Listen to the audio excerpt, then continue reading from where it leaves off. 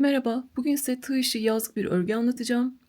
Sorulabilecek soruların bilgilerini baştan paylaşmak istiyorum. Baştan sona 2,5 milim tığ kullandım.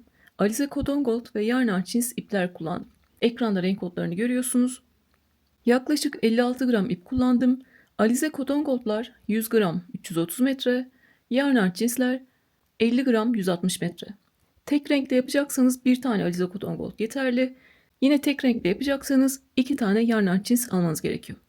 Ben normalde bu iplerle 2,75 ya da 3 milim tığ kullanıyorum. Böyle örgülerde daha tok durması için 2,5 milim tığ kullanıyorum. Yani tığ numarasını küçültüyorum. Siz de tığ numarasını normalde kullandığınızdan daha küçük kullanırsınız ve tok yapıda bir örgüye ulaşabilirsiniz. Aynı örgüyü midye süslemeleriyle anlatmıştım.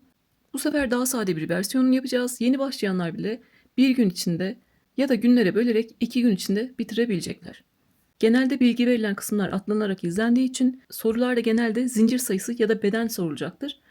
İpimize göre zincir sayısı değişebilir ama ölçü değişmez. Birebir kendimize göre çalışacağız. Benim üzerinize denemenizi istediğim yerler olacak. Siz oralarda istiyorsanız kendi bedeninize denersiniz, üstünüze denersiniz. İstiyorsanız evde büstleriniz varsa, braletiniz varsa ya da bikini üstünüz varsa orada denersiniz, ona göre ilerlersiniz. Önceki ördüğümde de insanlar ona göre ilerlediler. Hem kendi kızlarına, torunlarına ya da kendilerine yapabildiler. Siz de aynı şekilde yapabileceksiniz. Sonradan sökmemek için kendi bedenimize göre ilerliyoruz. Göğsümüze gelecek bu kısımları zaten birebir kendimize göre yapacağız. Sonra alt kısmı öreceğiz. Artık beden soran arkadaşlar için şunu da göstermek istiyorum. Arkada bu şekilde iplerimiz var. Buradaki ipleri istediğimiz kadar çekerek kendi bedenimize göre ayarlayacağız. Bu örgüyü de yine yeni başlayanlar rahatça anlayabilsin, çevirilerde düzgün çevrilebilsin ve özel gereksinimli arkadaşlar rahatça anlayabilsin diye yavaş yavaş ve tek tek anlattım. Anlatım ise yavaş gelirse oynatma hızından hızlandırarak izleyebilirsiniz. Ben de başka videoları 2x yaparak izliyorum. Burada gördüğünüz gibi farklı renklerde kullanabilirsiniz. Aklınıza takılan her soruyu sorabilirsiniz ya da örgülerinizi Instagram'dan fotoğraflı olarak atabilirsiniz. Şimdi artık örgümüze geçelim. Şimdi sırayla adım adım gideceğiz. Özellikle bu 3-4 sırada atlamadan izleyin ki sonrasında zaten hep aynı şekilde devam edeceğiz. Ben mantığını anlatacağım. Hepimiz kendi bedenimize göre yapacağız. Birinci sırada 20 tane zincir çekeceğiz. Sonra ikili trabzanlar örmeye başlayacağız. Bu 20 zinciri neye göre çekiyoruz derseniz bizim buradaki birinci sıradaki uzunluğumuz bizim göğsümüzün ortasını geçmeli. Sonrasında çünkü artırmalar yapıyoruz. Artırmalar yaptıkça burada bombeli bir görüntü oluşuyor. Bu bombeli görüntü bizim göğsümüzün altında kalırsa çirkin görünür. O yüzden ne yapacağız? Buradaki birinci sırada göğsümüzü geçiyoruz. Sonra biz ördükçe artık burası bizim göğsümüzü sarıyor. Ben size ölçüler de vereceğim ama önemli olan ne? Üzerimize göre denemek. Birinci sıraya zincir çekerek başlayacağız. Zincir çekmek için öncelikle ilmek oluşturmamız lazım. İlmek oluşturmak için ipi döndürdüm ve halka yaptım. İpi döndürdüm ve halka yaptım. 2,5 milim tığ kullanıyorum. Halkaya girdim, ipi aldım. Buradaki ipi çekiyorum ve bir zincirle bir ilmek oluşturmuş oldum. Yeni başlayanlar için başını böyle yavaş anlatacağım. Sonra hızlı hızlı ilerleyeceğiz. 20 tane zincir çekmem gerekiyor. Zincir çekmek için ipi aldım, ilmekten geçirdim. İpi aldım, ilmekten geçirdim. İpi aldım, ilmekten geçirdim. İpi aldım, ilmekten geçirdim. Zinciri bu şekilde çekiyoruz. İpi aldım, ilmekten geçirdim. Çok fazla sıkı sıkı yapmıyorum. İpi aldım, ilmekten geçirdim. Gördüğünüz gibi herhangi bir sayı saymadım. Yeni başlayanlar için şunu göstermek istiyorum. Yeni başlıyorsunuz ve zincirleri sayarken karıştırdınız. O zaman ne yapacağız? Zincirlerimiz görüyorsunuz V harfi şeklinde görünüyor. Hepsi V harfi şeklinde görünüyor. Birinci V harfinden saymaya başlıyoruz. 1, 2, 3, 4, 5, 6, 7, 8, 9, 10, 11, 12, 13. 13 tane çekmişim. Devam edebilirim. 20'ye tamamlıyorum. 14, 15, 16, 17, 18, 19, 20. 20 tane zincir çektim. İpiniz farklı olabilir, o yüzden ölçü de vermek istiyorum.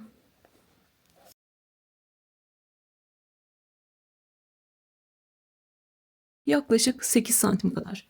Sizin ipiniz benimkinden ince olabilir, kalın olabilir. Benimki şu an 8 santim. Artık ikili trabzanları örmeye başlayabiliriz. İkili trabzanı örmek için tığın başına bir kere doladım ve 2 ilmeği birlikte tutuyorum. 20 tane zincir çekmiştik. 3 tane zincir atlıyorum. Dördüncüye ikili trabzan yapacağım. Tekrar ediyorum. 3 tane zincir atlıyoruz. Dördüncüye ikili trabzan yapıyoruz. Yani 20'yi, 19'uncuyu, 18'inciyi atladım. 17. zincire giriyorum. Zincirimiz V harf şeklinde görünüyor. Üstteki kanada girdim. İpi aldım. Tığın üzerinde 3 ilmek var. İkisini birlikte alarak ikili trabzan yaptım. Örgümüzü ikili trabzanlarla öreceğiz. Bu atladığımız 3 zinciri de bir tane ikili trabzan kabul ediyoruz.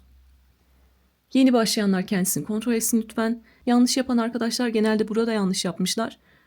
Ya bir öncesine ya bir sonrasına batmışlar. 20 tane zincir çektik. 3 zincir atlıyoruz. Dördüncüsüne ikili trabzan yapıyoruz. Siz de kaç zincir çektiyseniz 3 zincir atlıyorsunuz. Dördüncüsüne ikili trabzan yapıyorsunuz. Sırasıyla devam edeceğiz. İkili trabzan için tığın başına bir kere doladım. 2 ilmeği birlikte tuttum. Bir sonraki zincire giriyorum. İpi aldım. Tığın üzerinde 3 ilmek var. İkisini birlikte aldım. Tığın başına dola. Bir sonraki zincire gir. İpi al. Tığın üzerinde 3 ilmek var. İkisini birlikte al. Yeni başlayanlar için 3-4 tane daha devam edelim. Tığın başına dola. Bir sonraki zincire gir. İpi al. 2 ilmeği birlikte al. Tığın başına dola. Bir sonraki zincire gir. İpi al. 2 ilmeği birlikte al.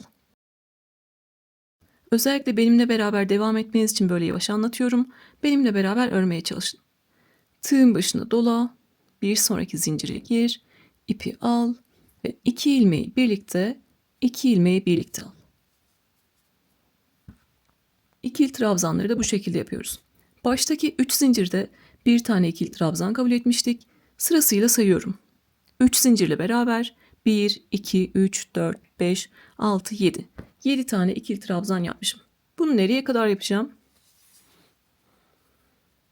En son zincire kadar yapacağım.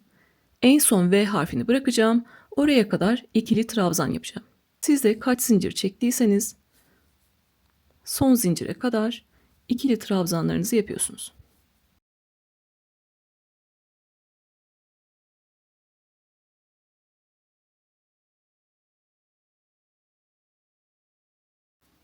Örgünüz bu şekilde kırılacak. Düzeltmek için yapıyoruz. Bu şekilde örgümüzü açıyoruz. Son zincire kadar geldik. Tekrar sayıyorum. Sayarak ilerleyeceğiz. Zincirle beraber 1, 2, 3, 4, 5, 6, 7, 8, 9, 10, 11, 12, 13, 14, 15, 16, 17.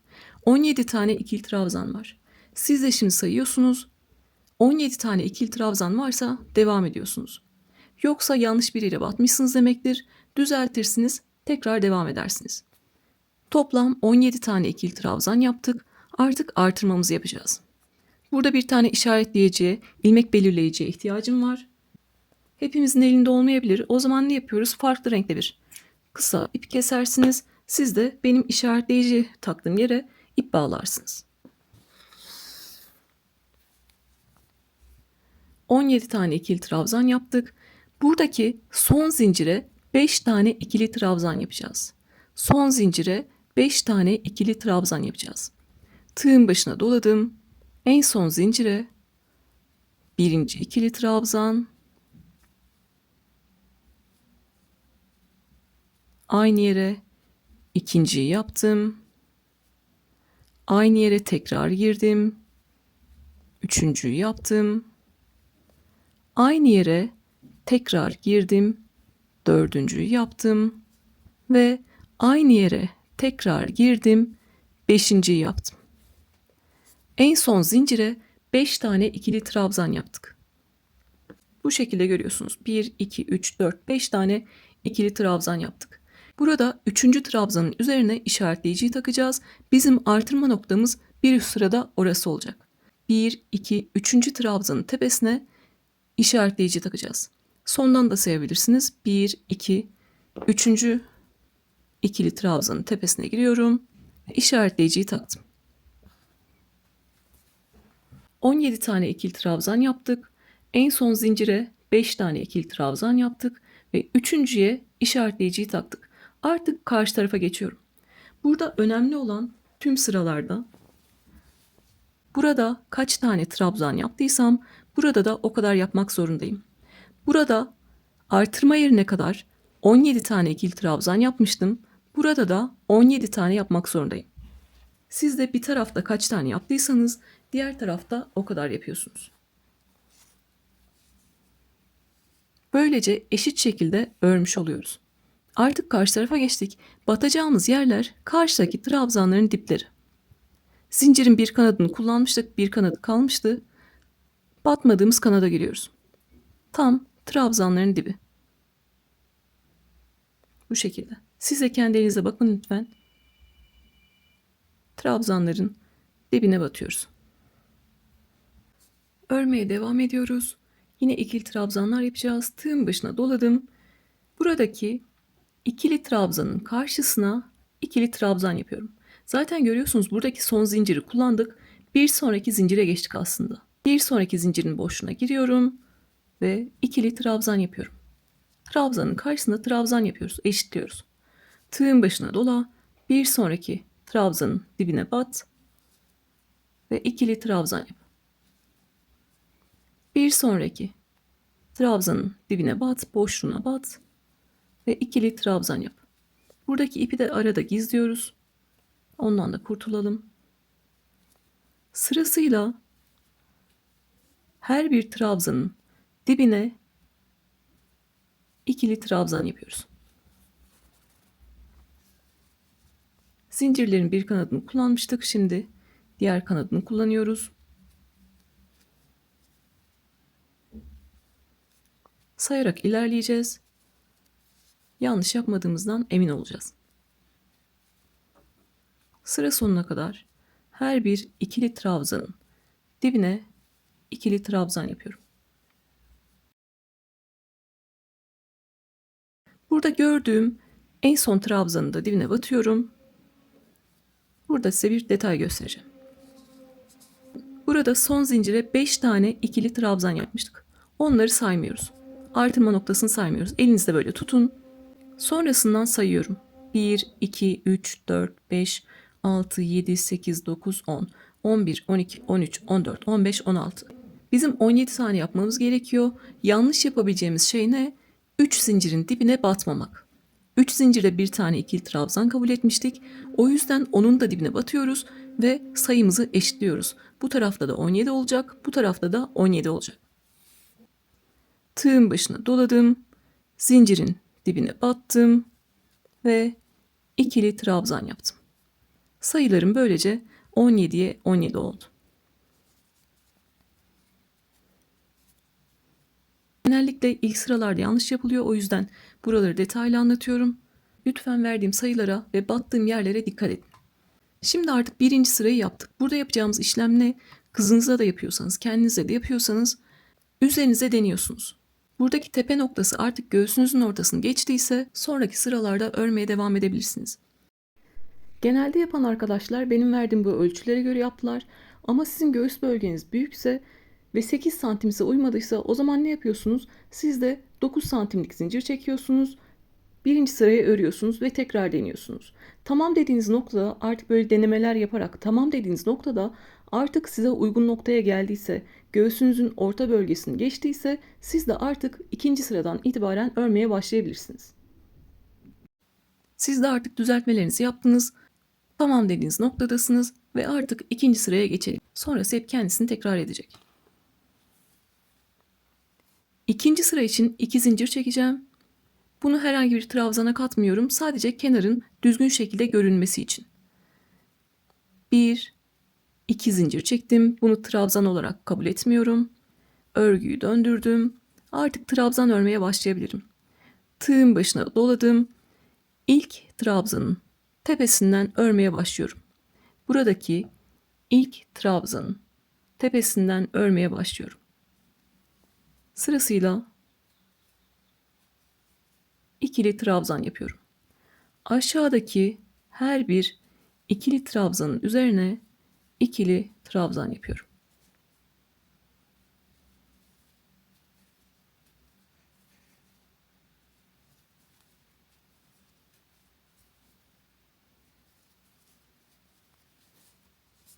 Bu şekilde.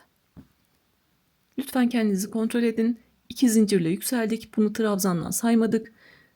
Birinci trabzanın üzerinden örmeye başladık. 1, 2, 3, 4, 5, 6. 6 tane yapmışız. İşaretleyicinin olduğu yere kadar örüyoruz.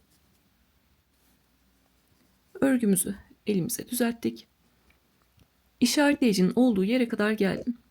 İşaretleyiciyi çıkartıyorum. İşaretleyicinin olduğu yere 5 tane ikili trabzan yapacağım ve üçüncüsüne işaretleyiciyi takacağım. İşaretleyicinin olduğu yere birinci ikili trabzan, ikinci ikili trabzan, üçüncü ikili trabzan, üçüncünün tepesine hemen işaretleyiciyi takalım. Aynı yere girdim. Dördüncü ikili trabzan ve aynı yere girdim. Beşinci ikili trabzan. İkinci sıradan sonra yapacağımız işlem hep aynı. İşaretleyicinin olduğu yere 5 tane ikili trabzan yapacağız ve üçüncüsüne işaretleyiciyi takacağız. Burada eşit olması gereken yer işaretleyicinin sağında ve solunda eşit sayıda ikili trabzan olacak. İşaretleyicinin sağında ve solunda eşit sayıda ikili trabzan olacak. Şimdi sayıyoruz. Başta 2 zincir çekmiştik. Onu saymıyoruz. 10 trabzandan kabul etmedik. Sadece örgümüz düzgün şekilde görünsün istiyoruz. 2 zincirden sonra sayıyorum. 1, 2, 3, 4, 5, 6, 7, 8, 9, 10, 11, 12, 13, 14, 15, 16, 17, 18, 19, 20, 21. İşaretleyiciye kadar 21 tane ikili trabzan var. Siz sayıyı çoğaltmış ya da azaltmış olabilirsiniz. İşaretleyiciye kadar kaç tane trabzan varsa diğer tarafta da o kadar yapıyorsunuz. Şimdi işaretleyicinin bu tarafındayız. Diğer tarafındayız. 21 tane ikili trabzan yapmam gerekiyor. İşaretleyiciden sonra 1, 2 tane var. Devam ediyorum. Aşağıdaki her bir ikili trabzanın üzerine ikili trabzan yapıyorum. 2 tane burada var. Sırayla devam edelim. 3, 4, 5, 6, 7, 8, 9, 10, 11, 12, 13, 14, 15, 16, 17, 18, 19, 20 ve en son 21. Sayarak ilerlerseniz en sonda ben buraya batacak mıyım, batmayacak mıyım derdiniz olmaz. Zaten az bir sayımız var. Lütfen sayarak ilerleyin. Ben de kaç tane örgü yaparsam yapayım. Aynı kıyafetten 10 tane de yapsam onunda da sayıyorum. Sökmektense örerken saymak daha mantıklı. Artık bu tarafta da 21 tane ikili trabzan var. Bu tarafta da 21 tane ikili trabzan var. Ben şimdi farklı renge geçeceğim. Aynı renkle yapanlar ne yapacak? 2 zincir çekecekler. Örgüyü döndürüp dibinden ikili trabzan örmeye başlayacaklar. Ben burada renk değişimi yapacağım. O yüzden ipi bu şekilde esnettim. Örgüyü içinden geçirdim. Sıkıladım ve yeteri kadar ip bırakıp kesiyorum. Sonra bunları gezeceğiz. Şimdi biz buradaki kısmı yaptık. 2 sıra ördük ve gördüğünüz gibi artık artırmalarla beraber bombeleşmeye başladı. Artık başka bir renkle 3. sıraya çıkalım. Yine öncelikle tığ ilmek yapacağız. İpi döndürdüm ve bir zincirle bir ilmek oluşturdum. İkili trabzan öreceğim için tığın başına bir kere doladım. 2 ilmeği birlikte tutuyorum. Gördüğünüz gibi 1. sıra örgümüzün düz yüzü. Örgümüzün düz yüzü bu şekilde görünüyor. Elinizdekini de kontrol edin lütfen. Tersi bu şekilde görünüyor. İpi kestiğimiz taraftan örmeye başlıyoruz. 3. sırayı da düz yüzle öreceğiz. Yapacağımız işlem yine trabzanların üzerine trabzan öreceğiz. 2 ilmeği birlikte tutuyoruz. İlk trabzanın tepesine giriyorum. V harfi şeklinde görünüyor. İlk trabzanın tepesine girdim. İpi aldım. Buradaki ipi de arada yürüteceğim. Tığın üzerinde yine 3 ilmek var. İkisini birlikte aldım. İkisini birlikte aldım. Tığın başına doladım. Bir sonraki ikili trabzanın tepesine girdim. İkisini birlikte aldım. Yani yine ikili trabzanlar yapıyoruz.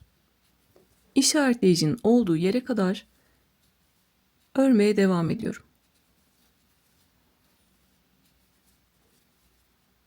Artık bu kısımları biliyoruz. Buraları hızlandırarak geçeceğim. Önemli olan sayacağımız yerler.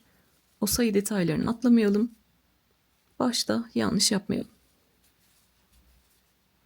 İşaretleyicinin olduğu yere kadar geldim. Örgümü düzelttim. Burada gördüğünüz gibi herhangi bir sayı saymadık. 5 tane ikili trabzan yapıp artık işaretleyiciyi taktığımız zaman sayıyoruz.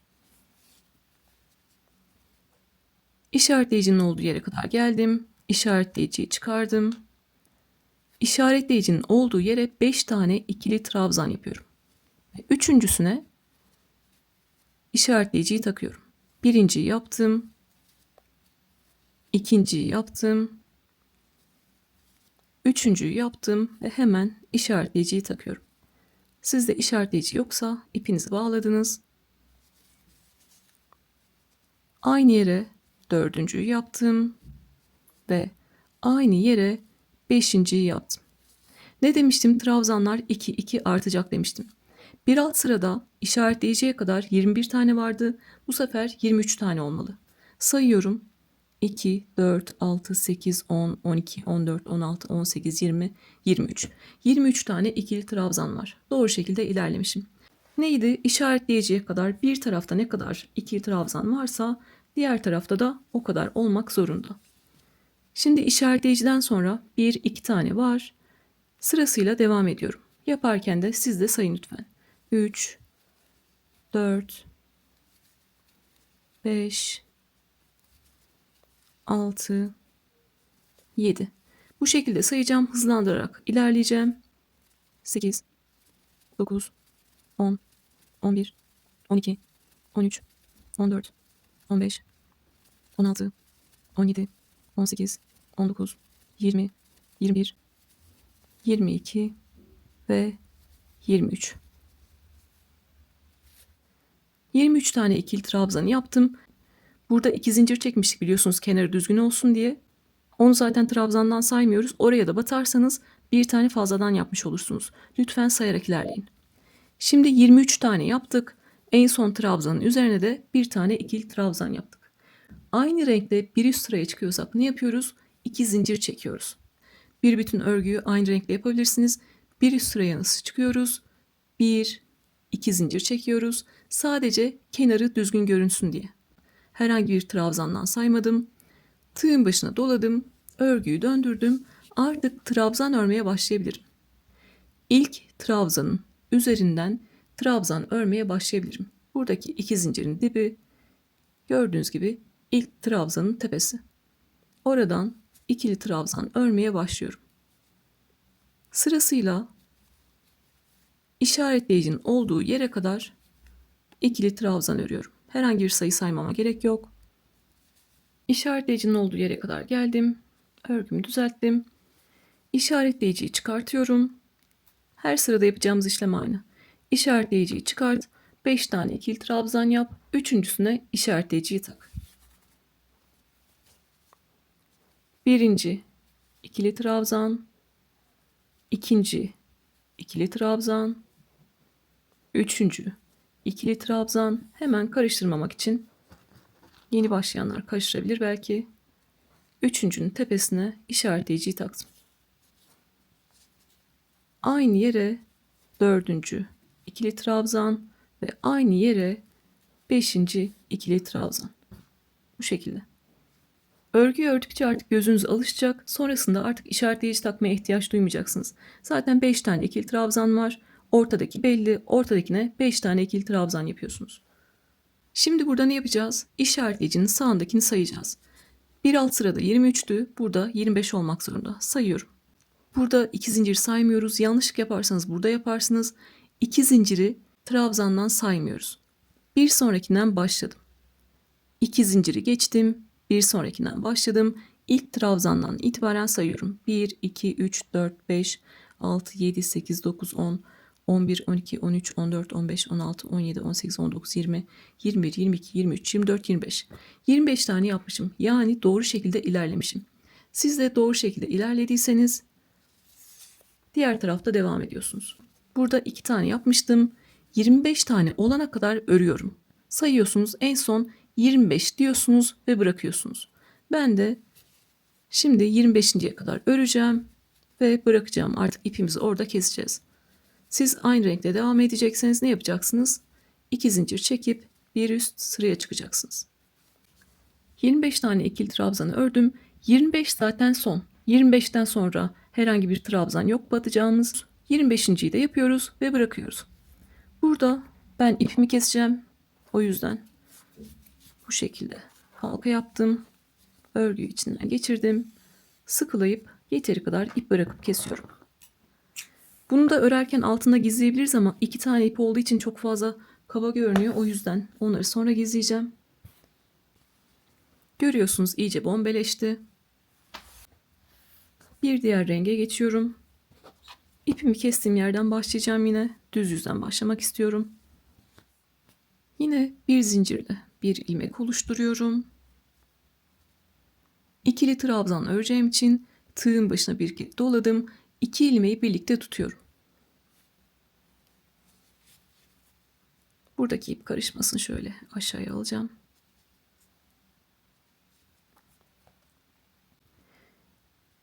İlk trabzanın tepesine ikili trabzan yapıyorum. İlk trabzanın tepesine giriyorum. V harfi şeklinde görünüyor. İpi aldım. Buradaki ipi de arada gizleyeceğim. Tığın üzerinde 3 ilmek var.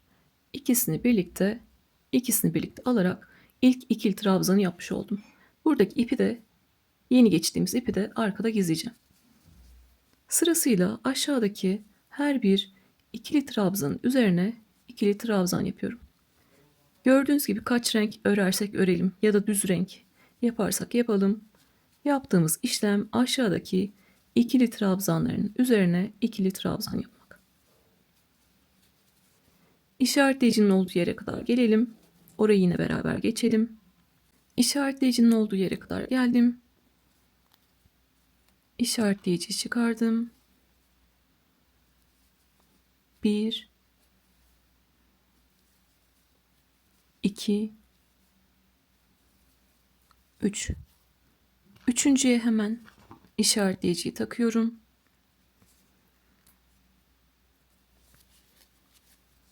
Aynı yere dördüncüyü yaptım ve aynı yere beşinciyi yaptım. Bir alt sırada işaretleyicinin sağında 25 tane ikili trabzan vardı. İkişer ikişer arttığı için bu sırada 27 tane olmak zorunda. Sayıyorum: 2, 4, 6, 8, 10, 12, 14, 16, 18, 20, 22, 24, 25, 26, 27. 27 tane ikili trabzan yaptım. Diğer tarafta da 27 tane ikili trabzan yapıyorum. Hep aynı işlemi anlatıyorum ama buradaki renkle de yine 2 sırayı anlatayım, sonra bilgilendirmeyle devam ederiz. Sonraki aşamalara geçeriz. Yeni başlayanlar çok zorlansın istemiyorum. O yüzden tekrarlı şekilde anlattığımda onlar da bir üst sıralarda zorlanmazlar. Mantığı aynı çünkü. Şimdi sırasıyla sayarak devam ediyorum. İşaretleyicinin solunda, işaretleyiciden sonra sayıyorum. 1, 2, 3, 4, 5, 6, 7. 27 tane yaptığımda, 27 dediğimde artık bırakıyorum. 27 tane ikili trabzan yaptım. 27 dediğimde bıraktım. Sonrasında batacak herhangi bir yer aramıyoruz.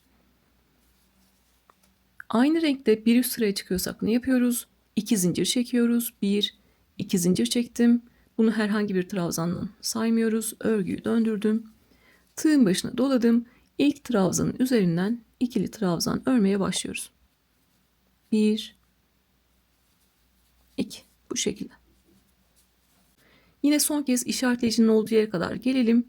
Orada son kez tekrar göstereyim. Son kez sayalım ve artık bilgilendirmelerle devam edeceğim. İşaretleyicinin olduğu yere kadar geldim. İşaretleyiciyi çıkartıyorum. Ve aynı yere 5 tane ikili trabzan yapıyorum. 1, 2, 3. Üçüncüye hemen işaretleyiciyi taktım. Ve aynı yere dördüncü ikili trabzan ve aynı yere beşinci ikili trabzan. İkinci sıradan sonra hep aynı işlemi yapacağımızı söylemiştim. 1, 2, 3, 4, 5. 5 sıra hep aynı işlemi yaptık. Bunu 5 sırada yapsak, 500 sırada yapsak yapacağımız işlem işaretleyicinin olduğu yere kadar ikili trabzan örmek, işaretleyicinin olduğu yere 5 tane ikili trabzan yapmak ve üçüncünün üzerine işaretleyiciyi takmak. Sonra bu tarafta kaç tane ikili trabzan varsa diğer tarafta da o kadar ikili trabzan örüyoruz. Biz neyi biliyoruz? İkişer ikişer trabzanlarımız artacak. Bu sırada 29 tane ikili trabzan olmalı. Baştaki iki zinciri saymıyoruz. Ördüğümüz trabzanları sayıyoruz.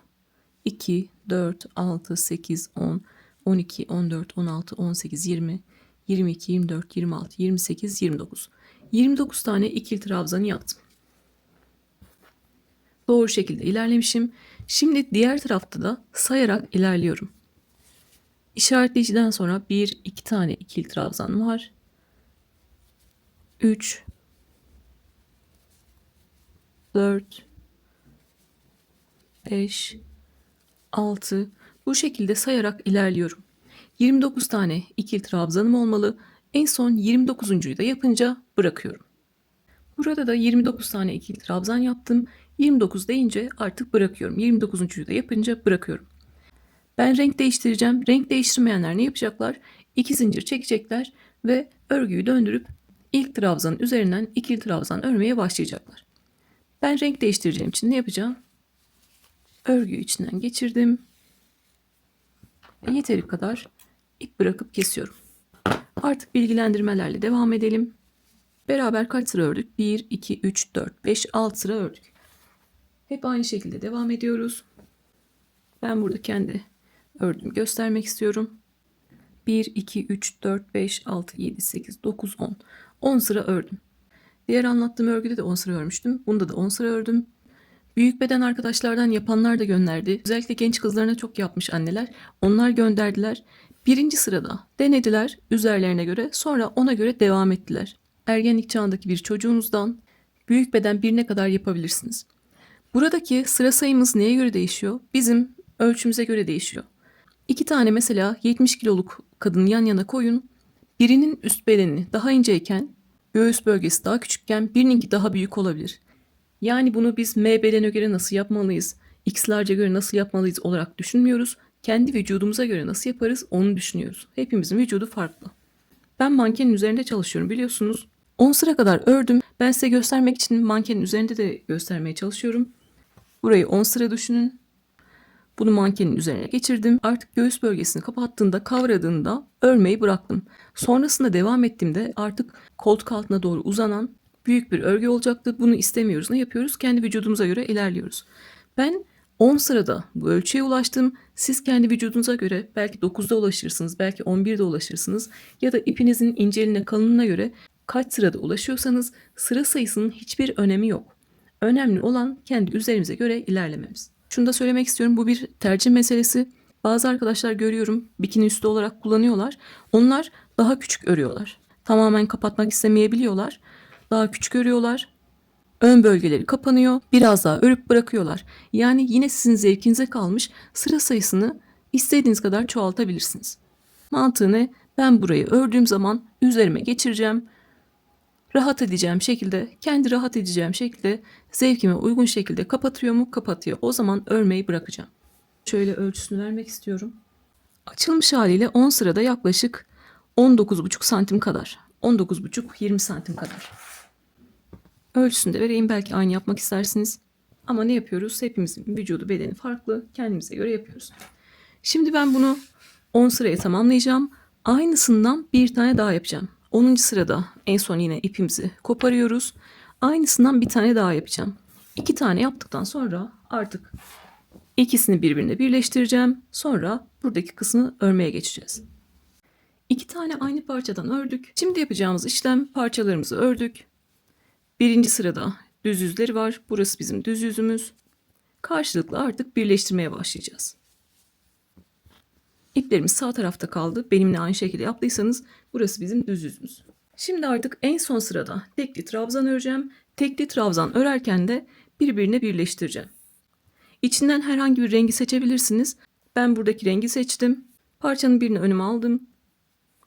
Yine bir zincirle bir ilmek oluşturuyorum. 2,5 milimle devam ediyorum. Artık tekli trabzan öreceğiz. Tekli trabzan örerken de tığın başına bir kere doladım. Buna çakma sık iğne de deniliyor, yarım trabzan da deniliyor. Tekli trabzan için tığın başına bir kere doladım. 2 ilmeği birlikte tutuyorum. Yine aşağıdaki her bir ikili trabzanı kullanacağız. İlk ikili trabzanın tepesine girdim. İpi aldım. Buradaki ipi de gizleyeceğim. Tığın üzerinde 3 ilmek var. Bu sefer 3 ilmeği tekle çekerek tekli trabzan yapıyorum. İsmi buradan geliyor. 3 ilmeği tek seferde çekiyorum ve tekli trabzan yapıyorum. Tığın başına doladım. Bir sonraki ikili trabzanın tepesine girdim. İpi aldım. İlmekten kalan ipi de arada gizleyelim, ondan da kurtulalım. Tığın üzerinde 3 ilmek var. 3 ilmeği tek seferde çekerek tekli trabzan yapıyorum. Tığın başına dola, bir sonraki trabzanın tepesine gir, ipi al. Tığın üzerine 3 ilmek var. 3'ünü tek seferde çekerek tekli trabzan yap. 3 ilmeği tek seferde çekiyoruz. Aşağıdaki her bir ikili trabzanın tepesine tekli trabzan yapacağız. Yani 3 ilmeği tek seferde çekeceğiz.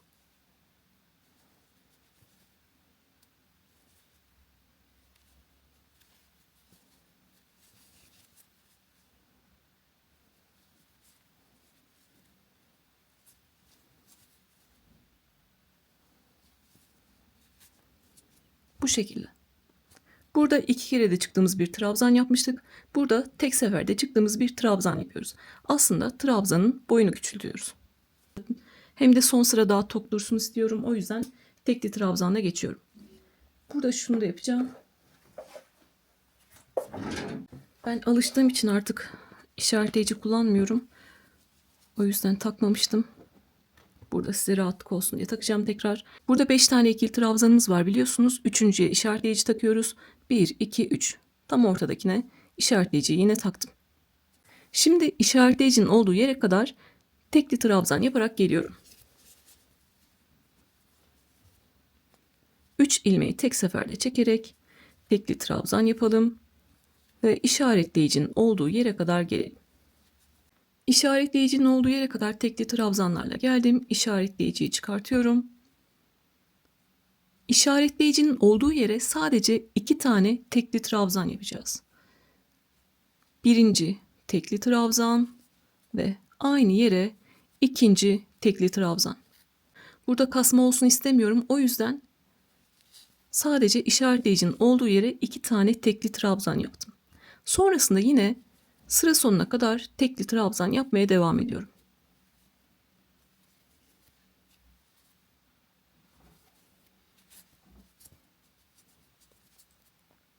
Bu şekilde. Sonra buradaki 2 tane trabzanı askı yaparken kullanacağız. Şimdi sıra sonuna kadar tekli trabzan yaparak gelelim. Sıra sonuna kadar tekli trabzan yaparak geldim.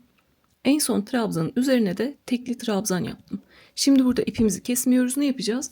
Buradaki parçayla bağlantımızı yapacağız. Birinci sıra bizim düz yüzümüzdü. Burası örgümüzün düz yüzü.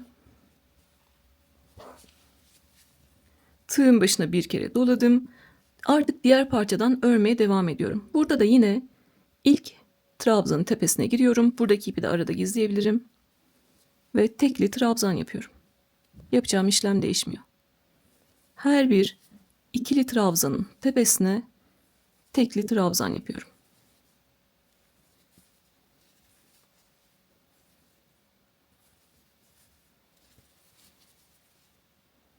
Birazdan göstereceğim. Şu ipi gizleyelim. Nasıl göründüğünü tekrar görelim.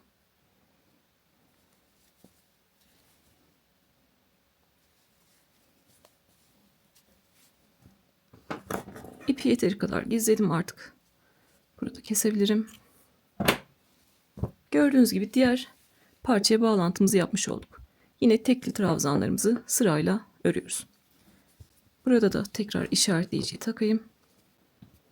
1, 2, 3.'ünün tepesine işaretleyiciyi takıyorum. Şimdi işaretleyicinin olduğu yere kadar gelelim.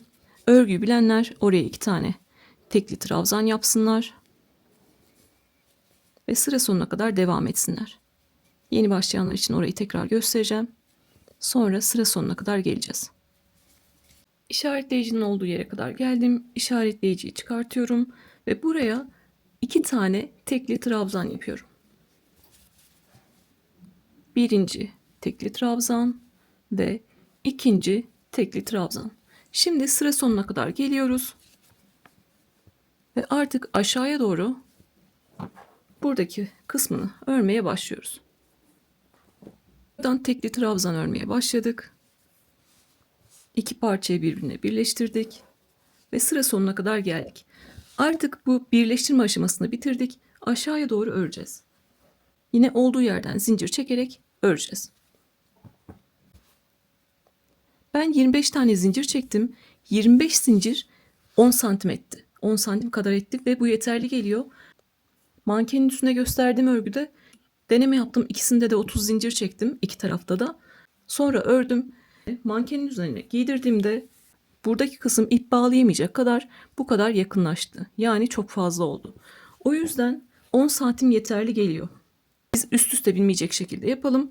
Sonrası artık kendi vücudumuza göre ipi bağlamada.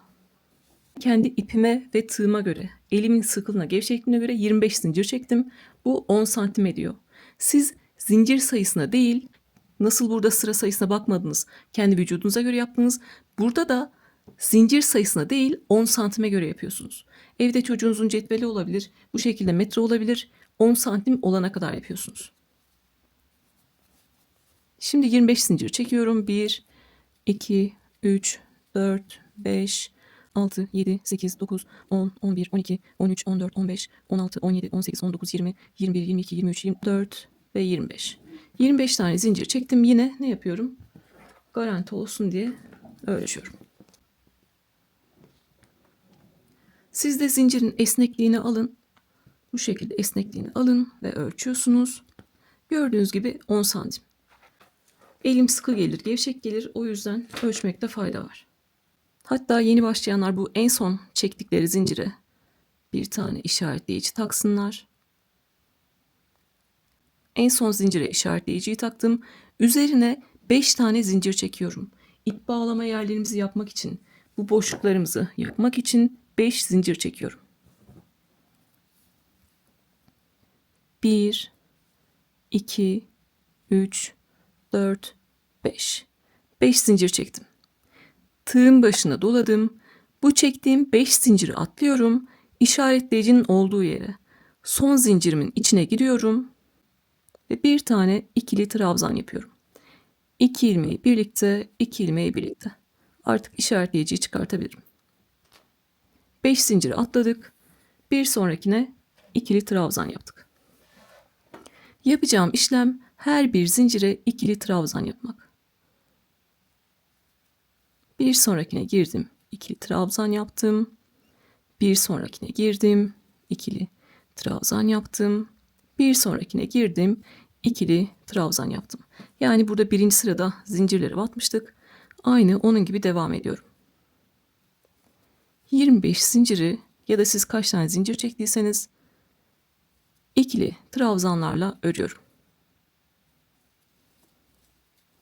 Burada örgünüz kırılacaktır. Elinizle düzeltirsiniz bu şekilde. Ve buradaki zincirlerin sonuna kadar gelelim. Son zincire kadar geldim. Örgümü düzeltiyorum. Bu şekilde. En son zincirde beraber yapalım. En son zincire giriyorum. Ve bir tane ikili trabzan yapıyorum. Buradan sonra yapacağımız işlem, burada ikili trabzanlarımız var biliyorsunuz. Bir de bir üst sıraya çıkarken düzgün görünmesi için 2 zincir çekmiştik. Yani aslında zeminimiz düzgün değil. Burada zeminimizi düzeltmek için bu şekilde ikili trabzanlar öreceğiz.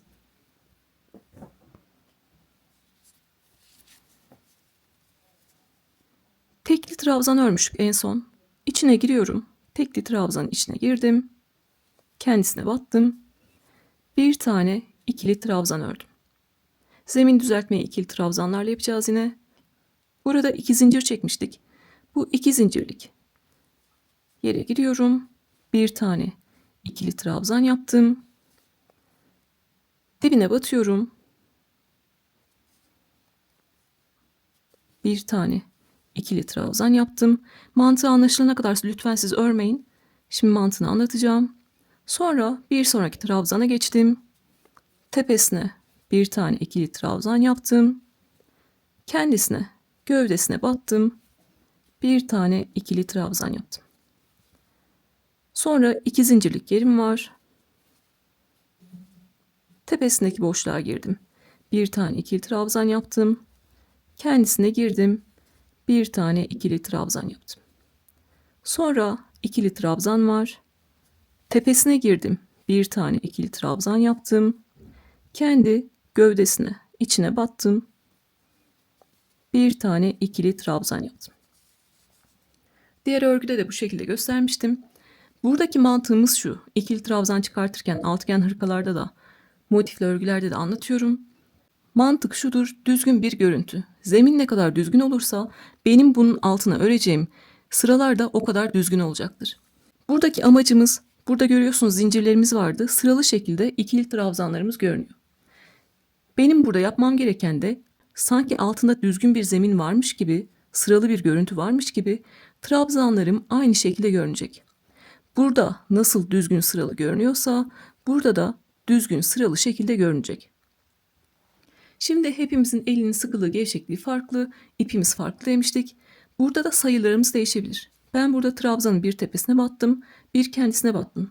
Sizin eliniz çok gevşektir. Siz bir tepesine batarsınız, 2 gövdesine batarsınız. Siz 3 tane çıkartırsınız. Ben buradaki 2 zincirden 2 tane ikili trabzan çıkardım. Siz belki bir tane çıkartırsınız. Eliniz çok sıkıdır, bir tane çıkartırsınız. O yüzden sayı önemli değil. Bakacağız, bu şekilde düzgün sıralı şekilde görünüyorsa arada büyük bir boşluk olmayacak. Çok büyük bir boşluk olmayacak. Ya da 2 tane alan yere 3 tane yapıp üst üste bindirmeyeceğiz. Marullanma yaptırmayacağız. Şimdi yeni başlayanlar için göstereceğim. Mesela burada diyelim ki 2 zincirlik yerin buradaki tepe noktasına batmadım. Yani trabzanın dibine batmadım. Direkt kendisine battım diyelim. Gördüğünüz gibi arada boşluk oluştu. Buradan hem teniniz görünecek hem de düzgün bir görüntü olmayacak. Boşluk varsa bu ne demektir? Burası bir tane daha ikili trabzan istiyor demektir.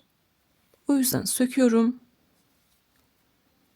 2 zincirin üst noktasına, yani trabzanın bu dip noktasına bir tane daha ikili trabzan yapıyorum. Sonra 2 zincirin bu boşluğuna giriyorum. Bir tane ikili trabzan yapıyorum. Gördüğünüz gibi sıralı şekilde görünüyor. Ne yapacağız? Sıralı şekilde aldığı kadar trabzan çıkartacağız. Zaten 2 zincirlik yer var, trabzan var. 2 zincirlik yer var, trabzan var.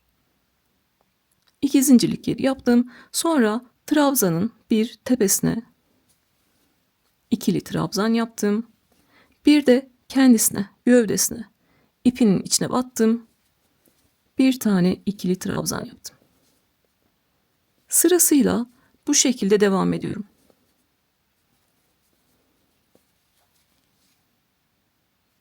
Şunu da göstermek istiyorum. Burada boşluğuna batarsam burada zaten bir boşluk var. Daha büyük bir boşluk görünecek. O yüzden ne yapıyorum? Üstteki trabzanın ipinden alıyorum bu şekilde. Sonra boşluğa batıyorum. Oradaki boşluğu da bu şekilde kapatmış oluyorum. Bu şekilde zemini düzelterek devam ediyoruz.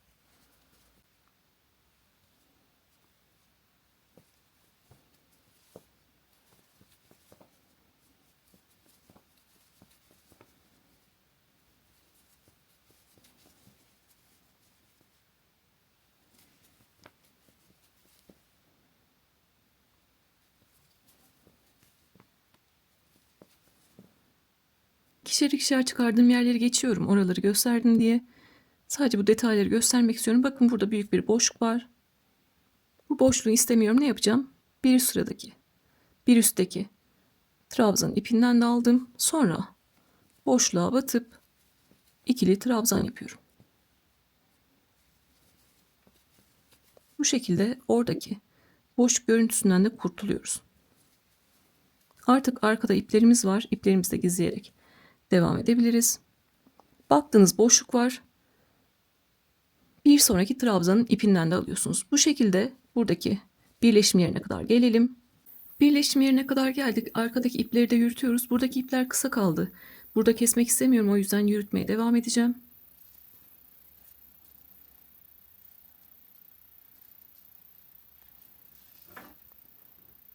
Birleşim yerine kadar geldim. Tığın başına doladım. Buradaki tekli trabzanın içine batıyorum. Bir tane ikili trabzan yaptım. Bir de tam orta yere buradaki boşluğa batıyorum. Boşluğa battım. Bir tane ikili trabzan yaptım.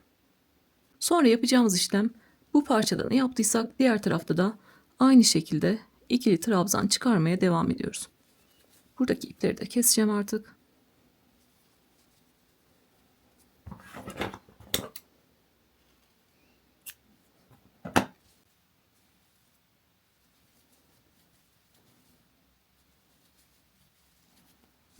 Aynı şekilde ikili trabzan örmeye devam ediyoruz.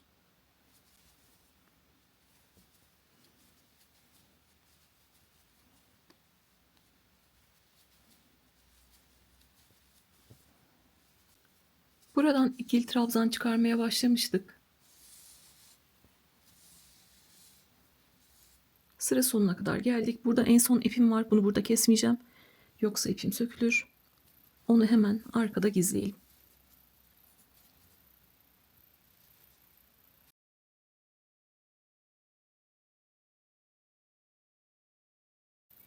İpi kendi renginin altında, ikili trabzanların altına gizledim.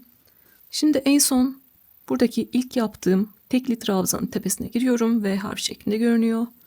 Oraya da en son ikili trabzanı yaptım. Gördüğünüz gibi en son yeri de bu şekilde yapmış olduk. Bu tarafta 25 tane zincir çekmiştik. Bu tarafta da 25 tane zincir çekelim. 1, 2, 3, 4, 5, 6, 7, 8, 9, 10, 11, 12, 13, 14, 15, 16, 17, 18, 19, 20, 21, 22, 23, 24, 25. 25 tane zincir çektim. Siz burada kaç tane zincir çektiyseniz burada da o kadar zincir çekiyorsunuz. Yeni başlayanlar için yine aynısını yapalım. En son zincire işaretleyiciyi takalım. 5 tane zincir çekiyorum üzerine. 1, 2, 3, 4, 5. 5 zincir çekiyorum. Burada yapacağım işlem, burada ikili trabzanlar örüp birinci sırayı eşitlemek. Bizim ikili trabzanlarımız böyle geliyor. 25 tane zincir çektik. Tığın başına doladım. 5 zinciri atladım.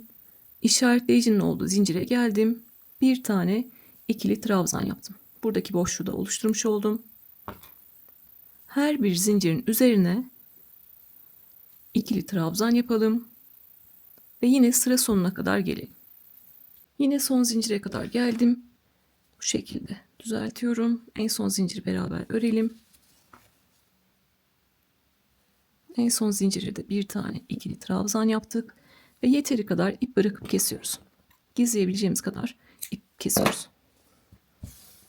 Burada birbirine birleştireceğiz. Gördüğünüz gibi sırayı da bu şekilde tamamlamış olacağız. Daha küçük bir tığ numarası alıyorum. Burada en son tekli trabzanın üzerine V harfine batmıştık. Bir tane ikili trabzan yapmıştık. Oraya tekrar giriyorum. Örgünün arkasından tekrar oraya girdim. İkili trabzan yaptığım yere girdim. İpi aldım ve örgünün arkasına çektim.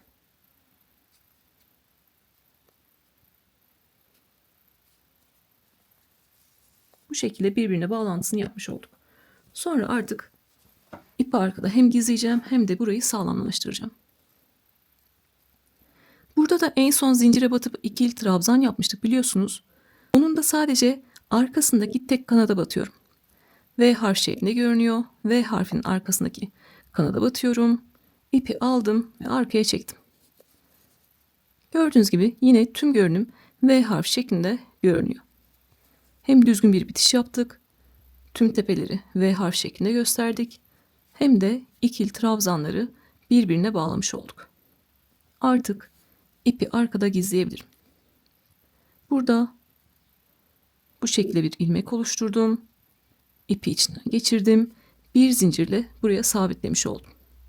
Artık yıkadığımda da giydiğimde de sökülmeyecek.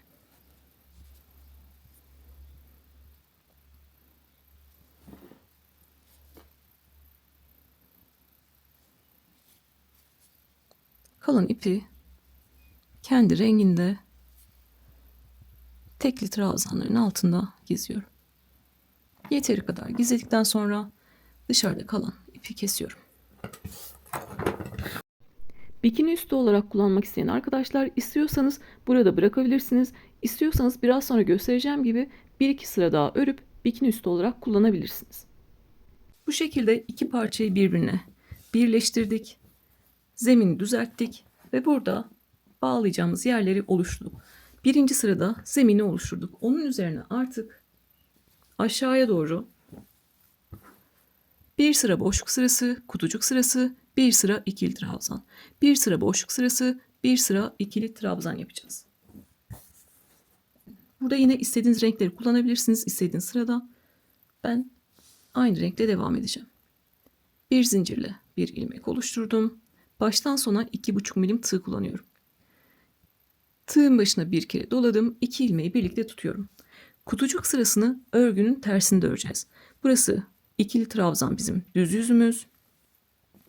Örgüyü döndürdüm. Boşluk sırasını terste öreceğim. Bu şekilde ters olduğu anlaşılıyor zaten. Başta ve sonda ipleri geçirebileceğimiz bu şekilde boşluklarımız var. Başlarken yine boşluğumuzu oluşturacağız çünkü buralardan ip geçireceğiz. 5 zincir çekmiştik. 1, 2, 3, dördüncüye giriyorum. İkili trabzan yapıyorum. 1, 2, 3, dördüncüye girdim. Ve bir tane ikili trabzan yapıyorum. Arada bir zincir çektim boşluğu oluşturabilmek için. Tığın başına doladım. İlk ördüğüm ikili trabzanın tepesine ikili trabzan yapıyorum. Yine başlarken boşluğumu oluşturmuş oldum. Sonrasında yapacağımız işlem sıra sonuna kadar şu. Arada bir zincir çek. Aşağıdan bir tane ikili trabzan atla. İkincisine ikili trabzan yap. Örgü bilenler devam edebilir. Onları bekletmek istemiyorum. Yeni başlayanlarla örerek devam edeceğiz. İp geçireceğimiz yeri yaptık. Artık kutucukları örelim. Bir zincir çek. Tığın başına dola. Aşağıdan bir tane ikili trabzan atla. İkincisine ikili trabzan yap. Bu şekilde bir zincirlik boşluklar oluşturacağız. Bir zincir çek. Tığın başına dola. Bir trabzan atla. İkincisine ikili trabzan yap. Bir zincir çek. Tığın başına dola. Bir trabzan atla. İkincisine ikili trabzan yap. Bir zincir çek. Tığın başına dola. Bir trabzan atla. İkincisine ikili trabzan yap. Görüyorsunuz bu şekilde 1, 2, 3, 4 tanesini yaptık. Sırasıyla devam ediyoruz. Sıra sonuna kadar devam ediyoruz. Nereye kadar yapacağız? Buradaki ip geçireceğimiz yere kadar. Buradan örmeye başlamıştık. Sırasıyla devam ettim ve sıra sonuna kadar geldim. Örmemizde hiçbir zorluk yok. Sadece yine küçük bir detay var. Burada en son ördüğümüz trabzana bir tane daha ikili trabzan yapacağız ve son boşluğumuzu oluşturacağız. Ama 2 tane trabzan atlamış oluyorum. Önceki ördüğüm örgülerde denk gelmişti. Bir tane atlayıp sonuncuya yapmıştım. Denk gelmişti ama burada denk gelmedi. Bunun sebebi yanlış ördüğümüz için değil, buradaki trabzan sayısının çift sayı ya da tek sayı olmasıyla alakalı. Denk gelmediyse ne yapacağız? Yedirme yapacağız. Örgüde telafi edilemeyecek bir şey yok. Arada bir zincir çektim. Tığın başına doladım. Bir trabzan atladım. İkincinin tepesine girdim. Bir de bir sonrakinin tepesine giriyorum. En son trabzanın tepesine giriyorum. İpi aldım. Ve yine ikili trabzan yapıyorum. 1, 2. Gördüğünüz gibi burada yedirme yaparak yine arada bir tane ikili trabzan atlamış olduk. Ve son trabzanı da üzerine batmış olduk. Size de denk gelmiyorsa bu şekilde yapıyorsunuz.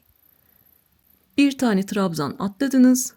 İkincinin tepesine battınız. Sonra hemen bir sonrakine, en son batmamız gereken trabzanın tepesine de batıyorsunuz. Öyle ikili trabzan yapıyorsunuz. Şimdi ip bağlayacağımız yerin boşluğunu da yapalım. Bir tane zincir çektim. Tığın başına doladım. 5 tane zincir örmüştük. Burada da bir zincir atlıyorum. İkincisine ikili trabzan yapıyorum. Yine ip bağlayacağımız yeri oluşturmuş olduk. Şimdi kutucuk örme sırasını bitirdik. İkili trabzan öreceğiz. Artık ip kesme yok. Kaç sıra örmek istiyorsanız döne döne öreceğiz. Boşluk sırasını, bu kutucuk sırasını ters yüzde öreceğiz. Trabzan sırasını düz yüzde öreceğiz ki örgümüz güzel görünsün. Şimdi kutucuk sırasını bitirdik. 5 zincir çekiyorum.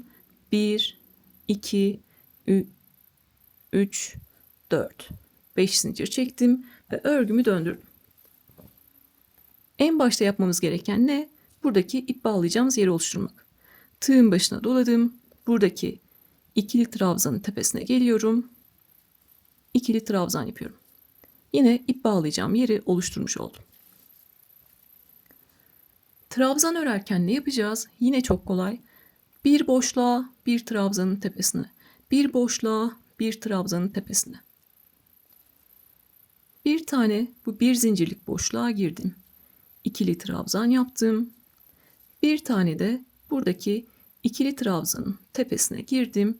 İkili trabzan yaptım. Bir tane boşluğa girdim. İkili trabzan yaptım. Bir tane de ikili trabzanın tepesine ikili trabzan yaptım. Son kez bir tane boşluğa girdim. İkili trabzan yaptım. Bir tane de trabzanın tepesine ikili trabzan yaptım. Bu şekilde sıra sonuna kadar buradaki ip bağladığımız yere kadar, bağlayacağımız yere kadar ikili trabzan örmeye devam ediyoruz.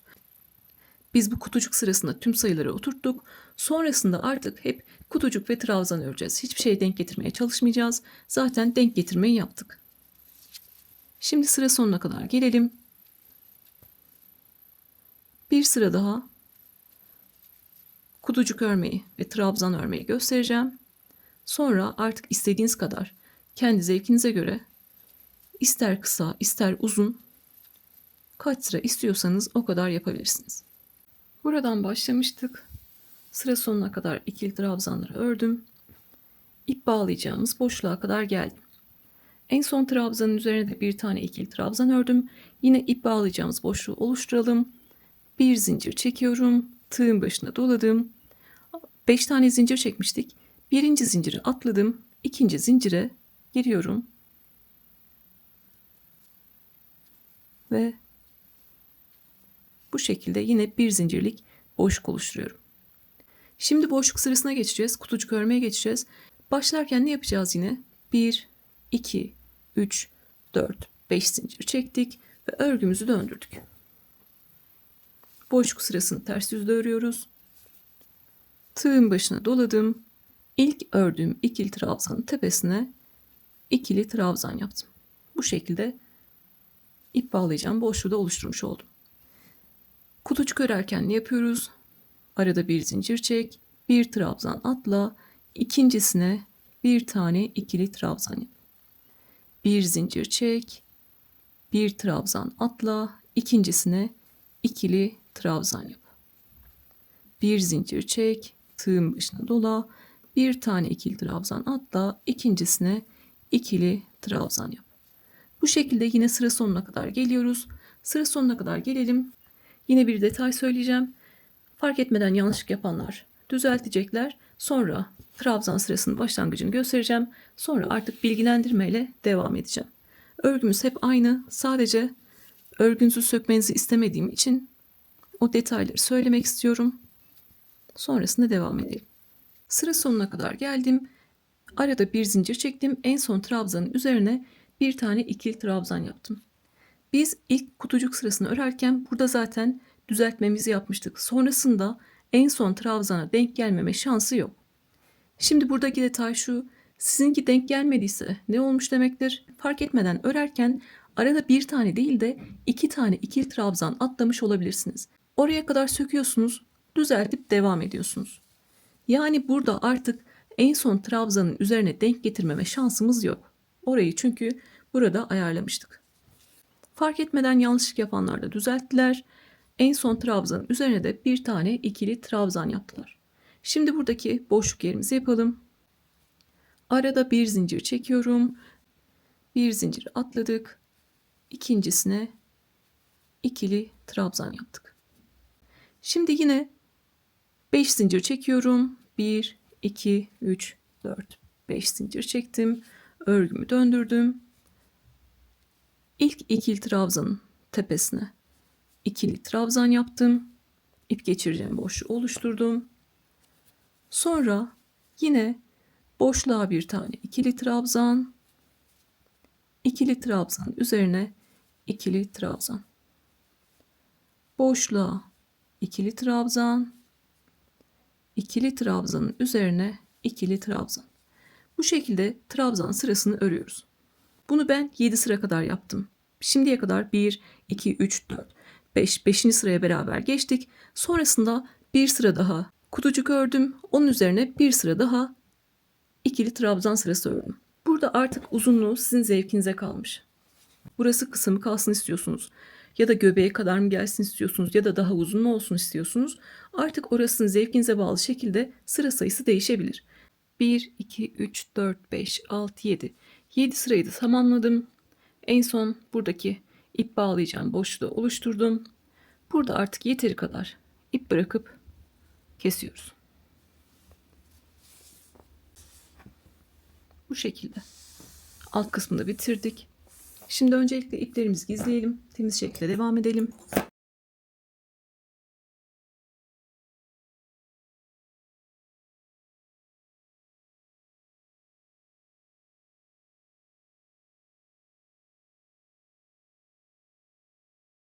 Boyundan bağlamak için 2 tane ip yapacağız. Ben birinciyi yaptım.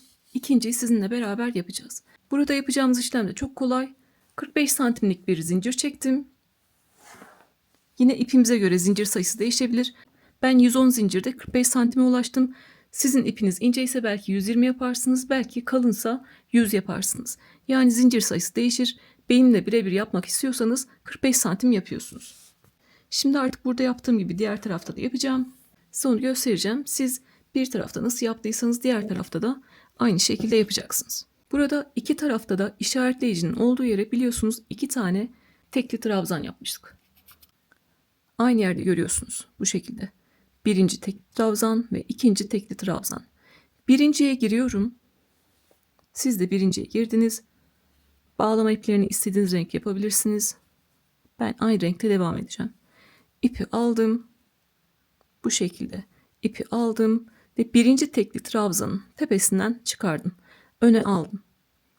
Bunun üzerine artık 45 santim olana kadar zincir çekeceğiz. Ben 110 tane çekmiştim. Bu tarafta 110 tane çektiğim için bu tarafta da 110 tane zincir çekeceğim. Siz 45 santim olana kadar zincir çekiyorsunuz. Sayının herhangi bir önemi yok. Şimdi ben yine diğer tarafla eşit olsun diye gevşek bir şekilde 110 tane zincir çekiyorum ve yine aynı 45 santime ulaşmış oluyorum. Bu ölçü yeterli geliyor. Bu şekilde.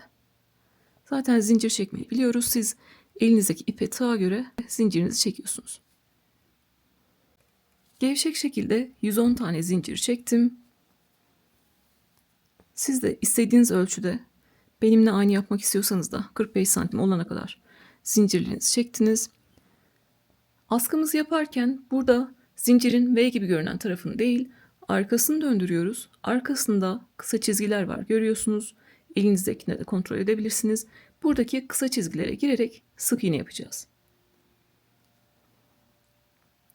En son zinciri bırakıyorum.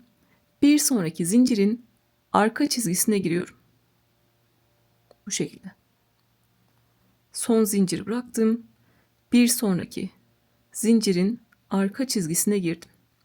Sık iğne yapmak için ipi aldım. Tığın üzerinde 2 ilmek var. İkisini birlikte çektim. Sık iğne yapmak da çok kolay.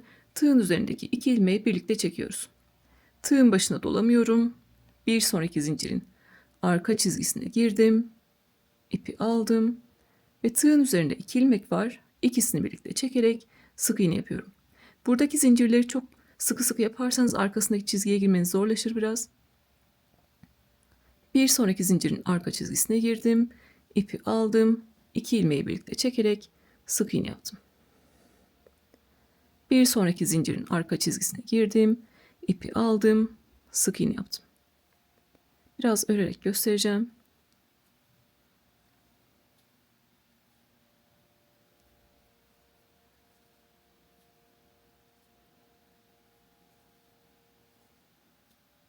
Bu şekilde arkadaki çizgiye giriyoruz ve 2 ilmeği birlikte çekiyoruz. Örgümüz yine bu şekilde kıvrılabilir. Ne yapıyoruz? Bu şekilde açıyoruz. Şimdi birinci zincire kadar her bir zincirin arkasındaki çizgiye bir tane sık iğne yapalım. Orada artık ipimizi keseceğiz. İpimizi gizleyeceğiz ve sırtın bağlama ipine geçeceğiz. Sık iğne örmeye başlamıştık. Bu şekilde elimle düzeltiyorum. En son zincirin de arka çizgisine bir tane sık iğne yaptım. Yeteri kadar ip bırakıp kesiyorum. Artık ipimizi arkada gizleyeceğiz. Bunu önlük süveterlerde de yaptık. Bandana yaparken de yaptık biliyorsunuz. Sizin başka sevdiğiniz bir bağlama yöntemi varsa, bağlama ipi yöntemi varsa onu da yapabilirsiniz. Burada 2 tane tek trabzan vardı. Birinin tepesinden ipi aldık, üzerine zincir çektik. Sık iğnelerimizi yaptık, aşağıya kadar geldik. Artık ikinci tekli trabzanın tepesinden de ipi arkaya çekiyorum. Oradaki tek trabzanların üstüne de bağlama ipimizi yapmış olduk. Burası örgümüzün ön yüzü. İpi aldım ve arkaya çektim. 2 tane ipimiz var. İkisini birbirine bağlayalım. Ve artık arkada gizleyelim. 2 kere bağlıyorum. Ve ipi burada tekli trabzanların arkasında gizliyoruz. Gizleyelim gelelim ve artık buradaki bağlama iplerini yapalım. Sırtımızdaki bağlama iplerini yapalım. Siz bir tanesini yaptınız, artık ikinciyi de aynı şekilde yapıyorsunuz. Bir tarafta kaç zincir çektiyseniz ikinci tarafta da aynı zincir sayısında çekiyorsunuz ve sık iğnelerinizi örüp iplerinizi gizliyorsunuz. Şimdi bu sırttaki bağlama iplerine geçelim. Burada yaptığım işlem de aslında boyundakiyle aynı. Farklı bir şey yapmadım. Burada yaptığım işlem 100 santimlik bir zincir çektim ve zincirlerin arka çizgisine sık iğne yaptım. Öncesinde 100 santimin üstüne çıktığım ipler yaptım. Onlar çok fazla arkada ip bırakıyorlar bağladıktan sonra bile. O yüzden 100 santim genelde yeterli geliyor. Şimdi 100 santim olana kadar zincirlerimizi çekiyoruz. Burada zincir sayısı veremeyeceğim çünkü 1 metrelik bir zincir çektim. Öncelikle bu şekilde bir zincirle bir ilmek oluşturuyoruz. Ve üzerine gevşek şekilde zincir çekiyoruz. Burada herhangi bir sayı saymıyoruz yine. 100 santim olana kadar zincir çekiyoruz. Sizin ipiniz kalındır, daha az zincir çekersiniz. İncedir, daha çok zincir çekersiniz. Zincir sayısı değişir ama ölçü değişmez. Bu şekilde. Boyun kısmında yaptığımız için burada sizin vaktinizi almayacağım. 100 santimlik zincirimizi çekiyoruz. Bunun 100 santim olduğunu düşünün. Arkasını döndürdük. Son zinciri bırakıp bir sonrakine arka çizgisine sık iğne yapıyoruz. Sırasıyla bu şekilde sık iğne yapıyoruz. Birinci zincire kadar sık iğnelerimizi yapalım ve beraber bitişimizi yapalım. Ben 100 santimlik zincirimi çekmiştim. Onun üzerine sık iğnelerimi ördüm yine. Birinci zincire kadar geldim.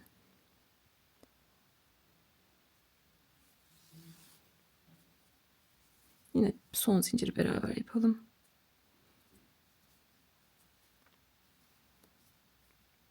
Son zincirinde arka çizgisine giriyorum. Sık iğneyi yapıyorum. Burada yine ipimi esnetiyorum. Bir halka oluşturuyorum.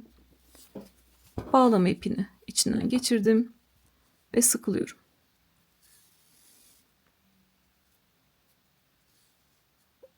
Sonra yeteri kadar ip bırakıp kesiyorum. Burada da sık iğnelerin altında 2 ipi de gizleyelim. Sık iğnelerin arkasında 2 ipi de gizledim. İpi elimle düzeltiyorum.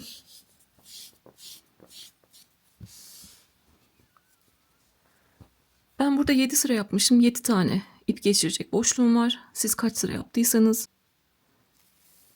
boşluklardan ipimizi geçiriyoruz.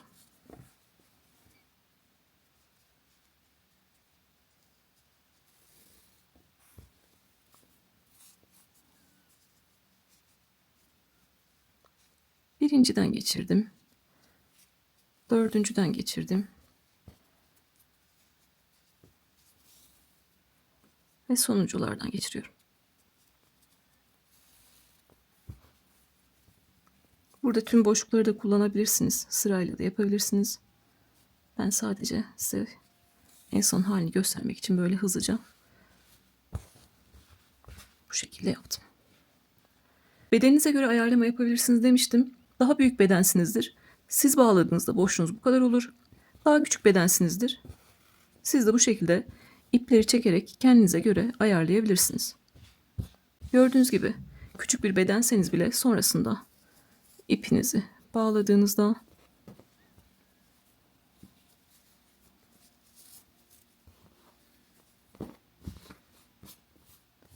arkada bu şekilde yeteri kadar ip kalıyor. Mavi olanla en son ördüğümde onları da eklerim. 56 gram. 56 gram kadar ip kullanmışım. Elimden geldiğince tüm bildiklerimi detaylı şekilde anlatmaya çalıştım. Aklınıza takılan soruları sorabilirsiniz. Bir sonraki videoda görüşmek üzere. Kendinize iyi bakın.